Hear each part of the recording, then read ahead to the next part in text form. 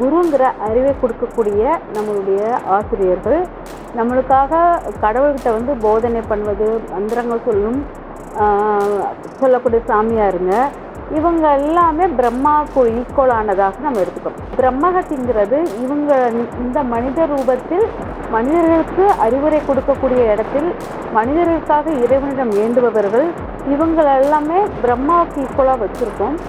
இவங்களை கொலை செய்தல் அப்படிங்கிறது இருக்குது. இது பிறப்பு முன் கர்மாவில் அந்த பிரம்மகத்தி தோஷம் உங்களுக்குள்ளதாக இருக்கும். இந்த பிறப்பில் வந்து அதை நீங்கள் தீர்வு செஞ்சாதான் நடக்கும். நம்ம விதியை மாற்றக்கூடியவர்களாக இருப்பார்கள். அதனால் அங்கே போய் அவங்கக்கிட்ட அர்ச்சனை பண்ணும்போது சில சமயம் நமக்கு போகிற இடம் ஃபுல்லாக பூசறிங்க வந்து நம்மளை திட்டிக்கிட்டே இருப்பாங்க. நல்ல மனிதனை போன பிறப்பில் வந்து உங்களுக்கு நல்ல அட்வைசராக இருந்தவங்களை நீங்கள் துன்புறுத்திட்டீங்க, உங்களுக்கு அவங்க கொலை கூட பண்ணுற அளவுக்கு இது பண்ணியிருக்கீங்க அப்படிங்கிறது அர்த்தம்.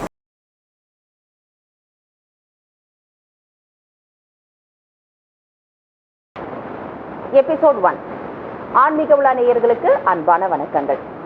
எப்பவுமே ஒரு சில விஷயங்கள் தோஷங்கள்னு ஏன் சொல்லப்படுது, அதுவும் சில தோஷங்கள் மிகப்பெரிய அளவுக்கு விளைவுகளை ஏற்படுத்துங்கிறதையும் நம்மளுடைய முன்னோர்கள் சொல்லிவிட்டு இருக்காங்க. அப்படிப்பட்டதுதான் பிரம்மஹத்தி தோஷம். இன்றளவுமே வந்து ஜாதகத்தை பார்க்கக்கூடிய நிறைய ஜோதிடர்கள் இந்த ஜாதகத்துல பிரம்மஹத்தி தோஷம் இருக்கிறதுனால தான் உங்களுக்கு இந்த தடைகள் ஏற்படுது அப்படின்னு சொல்றாங்க. ஆனா கேட்கறவங்களுக்கு தோணும், நான் எந்த தப்பும் பண்றியே, எப்படி இந்த தோஷம் எனக்கு வந்தது அப்படின்னு சொல்ற பல கேள்விகள் இருக்கும். ஆனா அந்த கேள்விகளுக்கான விடைகளே தெரியாம தான் நிறைய பேர் செய்து பரிகாரங்களை செய்துட்டு வராங்க. முதல்ல நம்ம தெரிஞ்சுக்குவோம், பிரம்மஹத்தி தோஷம்னா என்ன, இது எப்படி நம்ம வந்து சரி செய்யலாம், ஏன் இண்டிகேட் பண்ணுது அப்படிங்கிறதெல்லாம் நம்ம வந்து கேட்டு தெரிஞ்சுக்கிறது மூலமா ஒரு தெளிவு கிடைக்கும். அதற்கப்புறம் நம்ம செய்யக்கூடிய பரிகாரங்கள் இந்த பெரிய இடத்துல அதற்கான ஒரு வேல்யூவை ஆட் பண்ணணும் அப்படிங்கிறத யாருக்கும் மாற்றிக்கிறது தேவைப்படாது. ஸோ இந்த நிகழ்ச்சியின் மூலமா பிரம்மஹத்தி தோஷம்னா என்ன, இதனுடைய விளைவுகள் என்ன, இது குறித்து விரிவான விளக்கங்கள் தரதுக்காக நம்முடைய அரங்கத்தில் இருந்திருக்காங்க சிவயோகி சிவதாசன் ரவி அவர்களுடைய மனைவியும் ஆன்மீக ஜோதிடர், நாடி ஜோதிடர், வாசகர், சிவயோகி அகாடமிக்ஸ் மற்றும் சிவயோகி பப்ளிகேஷன்ஸ் நிறுவனர் ஜெயந்திரன். வணக்கம்மா. வணக்கம்மா. நம்ம பெரும்பாலும் தோஷங்கள் அப்படின்னு சொல்லும்போது ஒரு சில தோஷங்கள் யாருக்கும் பெரிதாக தெரியறதில்லை. அதுல ஒண்ணுதான் பிரம்மஹத்தி தோஷம். ஏன்னா நம்ம நார்மலா வந்து நவகிரகங்களோட தோஷத்தை பத்தி நிறைய பேசியிருக்கோம். ஆனா இந்த பிரம்மஹத்தி தோஷம் அப்படிங்கிறது என்ன, இது எப்படி வந்து ஒருத்தருடைய ஜாதகத்துல இண்டிகேட் ஆகுது, என்ன செய்யலாம் அப்படிங்கிற தெளிவான விளக்கங்களை நம்ம நேரிடலாம். பிரம்மஹத்தி தோஷம் இது வந்து என்னன்னா, பிரம்மன்னா படைக்கும் தொழில் பிரம்மாவை கொடுக்கிறது. அந்த பிரம்மா அம்சம் தான் மனிதன். ஹத்தினா கொலை. ஓகேங்களா? ஒரு அறிவாளி, பிரம்மாங்கிற படைக்கும் தொழில் உள்ள ஒரு அறிவாளியான ஒரு மனிதன் அப்படிங்கிறது. மனிதன்கிறது அறிவாளியான மனிதன். குரு, அதாவது பிரம்மாவை குறிக்கும் கிரகம் குரு. இந்த குருங்கிற அறிவை கொடுக்கக்கூடிய நம்மளுடைய ஆசிரியர்கள், நம்மளுக்காக கடவுள்கிட்ட வந்து போதனை பண்ணுவது, மந்திரங்கள் சொல்லக்கூடிய சாமியாருங்க, இவங்க எல்லாமே பிரம்மாவுக்கு ஈக்குவலானதாக நம்ம எடுத்துக்கணும். அதாவது நம்ம ஜீவசமாதி வழிபாடை இதை வச்சு நம்ம எடுக்கிறது. அப்போ வந்து இந்த பிரம்மகத்திங்கிறது இவங்க இந்த மனித ரூபத்தில் மனிதர்களுக்கு அறிவுரை கொடுக்கக்கூடிய இடத்தில் மனிதர்களுக்காக இறைவனிடம் வேண்டுபவர்கள், இவங்களெல்லாமே பிரம்மாவுக்கு ஈக்குவலாக வச்சுருக்கோம். இவங்களை கொலை செய்தல் அப்படிங்கிறது இருக்கு. இவங்களை துன்புறுத்துதல் அப்படிம்பாங்க. அப்போ அந்த அம்சத்தில் உள்ளவங்களை துன்புறுத்துதல், கொலை செய்தல் இந்த மாதிரி இருக்கும்போது இந்த இவங்களுக்கு வந்து பிரம்மஹத்தி தோஷம் அப்படிங்கிறது அந்த ஜாதகத்தில் தெரிஞ்சிடும். இது வந்து இப்போ நான் பண்ணியிருக்கேனா அப்படிங்கிறது இருக்குதுன்னா இல்லை. இது பிறப்பு முன் கர்மாவில் அந்த பிரம்மஹத்தி தோஷம் உங்களுக்குள்ளதாக இருக்கும். இந்த பிறப்பில் வந்து அதை நீங்கள் தீர்வு செஞ்சாதான் நடக்கும். அதனால் இந்த பிறப்பில் அந்த கர்மாவை நீங்கள் தீர்த்ததுக்காக வந்த மாதிரி இருக்கும். அப்போ கோயிலுக்கு போகும்போது நம்ம கோயில் பூசாரி அவங்க எல்லாமே பிரம்மாவுடைய அம்சத்தை தான், உங்களுக்காக நம்ம விதியை மாற்றக்கூடியவர்களாக இருப்பார்கள். அதனால் அங்கே போய் அவங்கக்கிட்ட அர்ச்சனை பண்ணும்போது சில சமயம் நமக்கு போகிற இடம் ஃபுல்லாக பூசாரிங்க வந்து நம்மளை திட்டிக்கிட்டே இருப்பாங்க. நம்மளுக்கு முன்னால் பண்ணவங்க தலையை விரிச்சிட்டு போனால் கூட அவங்க ஒன்றும் சொல்ல மாட்டாங்க. நமக்கு லைட்டாக தலையை விரிச்சு போட்டால் கூட நம்ம பார்த்தோன்னா அவங்களுக்கு எரிச்சலாக வரும். அப்புறம் நம்ம சேலைகளோ எதை எடுத்தாலும் அவங்களுக்கு அப்படி தள்ளிப்போம்மா, தொடாதம்மா, அப்படி இப்படின்னு சொல்லிட்டு ஒரு மாதிரியே நமக்கு ஒரு மூஞ்சை காமிச்சிக்கிட்டே இருக்கும்போது அப்போ நம்ம நினைப்போம், ஏன் எண்ணப்பட்டு மட்டும் இப்படி இருக்குது அப்படின்னு கேட்கும்போது கண்டிப்பாக நீங்கள் உயிர்களை சித்திரவதை, அதாவது ஒரு நல்ல மனிதனை போன பிறப்பில் வந்து உங்களுக்கு நல்ல அட்வைசராக இருந்தவங்களை நீங்கள் துன்புறுத்திட்டீங்க, உங்களுக்கு அவங்க கொலை கூட பண்ற அளவுக்கு இது பண்ணியிருக்கீங்க அப்படிங்கிறது அர்த்தம். அதுக்கு இந்த பிறப்பு இந்த மாதிரிலாம் உங்களுக்கு வாங்கும், ஒரு விஷயங்கள் உங்களுக்கு நடக்கும். அப்ப பிரம்மகத்தி தோஷங்கிறது நம்மளுடைய அறிவு சார்ந்த விஷயத்தை தடுக்கக்கூடிய விஷயமாக மாறும் அப்படிங்கிறத எடுத்துக்கலாம். நம்மளுக்கு இந்த பிரம்மகத்தி தோஷம் போன பிறப்பு உள்ளதை இந்த பிறப்பு எப்படி ஆக்டிவேட் ஆகும் அப்படின்னு பார்த்தீங்கன்னா, பிரம்மகத்தி தோஷம் உள்ளவங்களுக்கு பார்த்தீங்கன்னா நல்ல அறிவுரை கூறுறவங்க பக்கத்துல இருக்க மாட்டாங்க. ஓ, யாருமே அவங்களுக்கு அறிவுரை இப்ப சில பேர் கேட்க கூட மாட்டாங்க. நமக்கு நல்ல அறிவுரை சொல்றவங்க மற்ற சமயம்லாம் கேட்கணும், ஒரு முக்கியமான இக்கட்டான நேரத்துல அவங்க சொல்றது வந்து அவங்க காதுல விழாத, அதை விட்டு விலகி போயிருப்பாங்க. அதுக்கப்புறம் பாத்தீங்கன்னா கோயில்களை இடித்தவர்கள், கோயில் சிலைகளை சிதறமடையவர்கள், இவங்களுக்கெல்லாம் பிரம்மகத்தி தோஷம் உண்டு.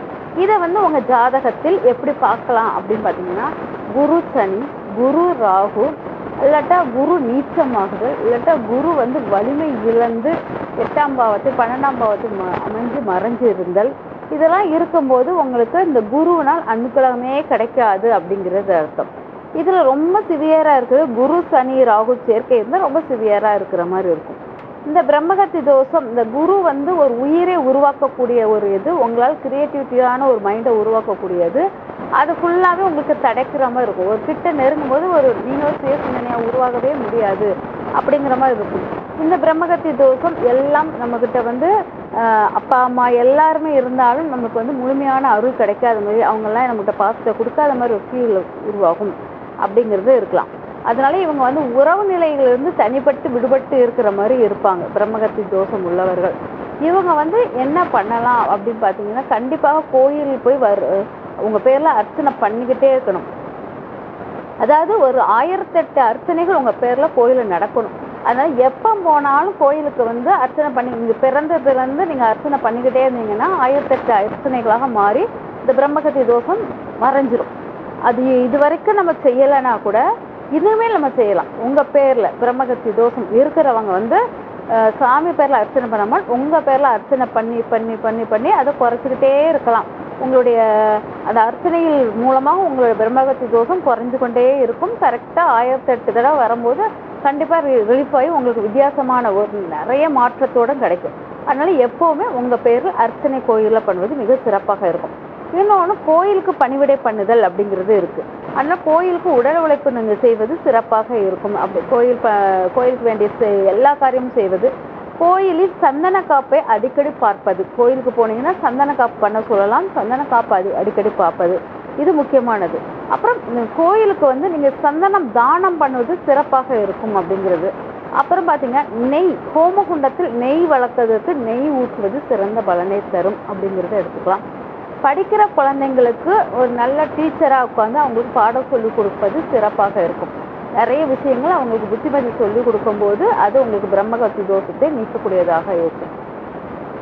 இந்த மாதிரி நம்ம வந்து பிரம்மகத்தி தோஷம் கோயிலை சார்ந்தும் உங்கள் குருமார்கள் வீட்டுகளிலும், அப்புறம் குழந்தைகளின் அறிவு, சின்ன குழந்தைங்க வளரும் குழந்தைங்களுக்கு அறிவு சார்ந்த விஷயத்துக்கான பாடம் புகுத்துதல், இதெல்லாம் பண்ணும்போது இந்த பிரம்மகத்தி தோஷம் நீங்கும். இந்த பிரம்மகத்தி தோஷத்தினால் உங்களுக்கு வந்து கொழுப்பின் அளவு ஏறக்குறையாக மாறும், கொழுப்பினால் பிரச்சனைகள் உருவாகும், இதெல்லாம் உருவாகும். அதனால இதெல்லாம் நம்ம நீக்குவதற்கு நான் சொன்ன இந்த பரிகாரங்கள்லாம் பண்ணிட்டு வரும்போது கண்டிப்பாக நிவாரணம் கிடைக்கும். கண்டிப்பாக இன்னொன்று வந்து புஷ்பராக கல்னு சொல்லி இருக்குது. அந்த கல்லை கூட நீங்கள் மோதிரமாகவோ செயினாகவோ எப்போவுமே ஸ்டாண்டர்டாக போட்டுக்கிட்டே இருந்தீங்கனாலும் அது வந்து உங்களுக்கு பிரம்மகத்தி தோஷத்தை நீக்கக்கூடியதாக மாறும். சூப்பர்மா, ரொம்ப அழகாக சொன்னீங்க. பிரம்மகத்தி தோஷம் நீங்கிறதுக்கான வழிமுறைகள் என்ன அப்படிங்கிறது சொன்னீங்க. இப்போ ஒருவேளை எனக்கு பிரம்மகத்தி தோஷம் இருக்குன்னா நீங்கள் சொன்ன மாதிரி மற்றவங்களுடைய அட்வைஸ், கரெக்டான டைமில் அட்வைஸ் கேட்க முடியாது அப்படிங்கிறது சொன்னீங்க. வேறு என்னென்ன பாதிப்புகள் ஏற்படும்? குடும்பத்தில் சண்டை சச்சரவுகள் மாதிரியான பாதிப்புகள் இருக்குமா? இல்லைன்னா இந்த திருமணத்தில் தடைகள் இருக்குமா? இல்லை கல்வியிலே ஒரு தடை இருக்குமா? அதுதான், இப்போ நீங்கள் திருமணம் எல்லாம் என்னென்னா எல்லாத்துலேருந்து விலகி இருக்கிற மாதிரி இருக்கும்.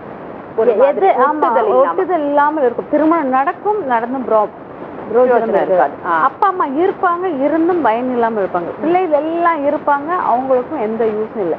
இந்த பிரம்மகத்தி தோஷம் உள்ளவங்க வந்து அதுல இருந்து விலகி நிற்கிற மாதிரி ஒரு ஃபீல் இருக்கும். தனித்து விடுபட எல்லாம் இருப்பாங்க, அவங்களால இவங்களுக்கு பயன் இருக்காது. தனித்து விடப்படுறதெல்லாம் இருக்கா, உள்ளதான் இருப்பாங்க. அப்பதான் வழிகள் தெரியும். தனியா இருக்கிறவங்களுக்கு வந்து அது வந்து ஓகே தான், இதுதான் அப்படி சொல்லிட்டு ஒரு ஃபார்ம் பண்ணிக்குவாங்க. ஆனா இது வந்து அப்படி கிடையாது. எல்லாம் சுத்தி இருந்தும் இவங்களை வந்து ஒரு இரிட்டேட்டிங்கான ஒரு சூழ்நிலைக்கு தள்ளிக்கிட்டே இருப்பாங்க. சரிம்மா.